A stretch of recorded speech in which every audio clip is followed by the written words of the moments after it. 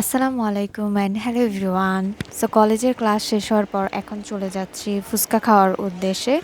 আজকে অনেক ক্রেভিং উঠছিল যে ফুচকা খাবো, তাই কলেজে ক্লাস শেষ করেই তাড়াতাড়ি চলে গেলাম। এই যে মামা ফুচকা দিচ্ছে।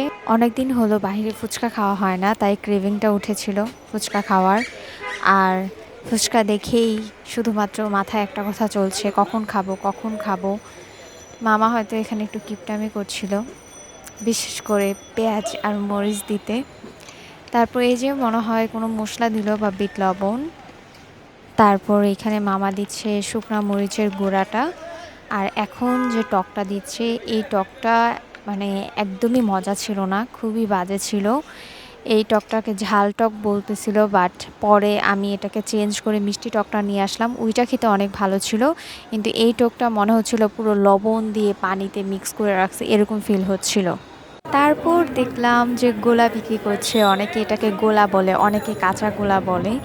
তোমরা যে যেরকম নামে বলতে পারো। উনি দেখলাম প্রথমে বরফ কেটে নিল, তারপর এটাকে একটা স্টিলের ছোট গ্লাসের মধ্যে সাইজ করে নিচ্ছে। এখানে মামা মেবি কন্ডেন্স মিল্ক অ্যাড করছে।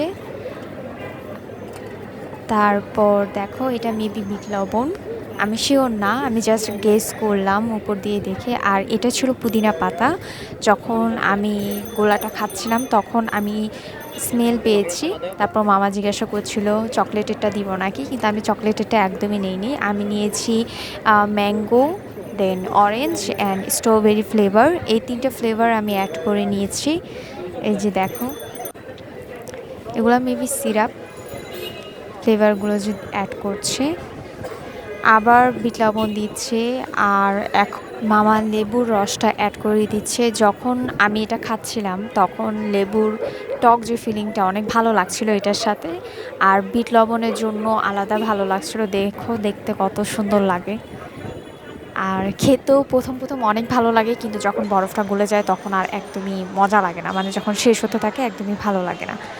প্রথম প্রথম খেতে অনেক মজা। সো আজকের ভিডিওটা এই পর্যন্তই ছিল। তোমাদের কাছে কেমন লেগেছে আমাকে নিচে কমেন্ট করে জানাবে। আর এটা খেয়ে এখন আমার অলরেডি ঠান্ডাও লেগে গিয়েছে। দেখা হবে তোমাদের সাথে পরবর্তী ভিডিওতে।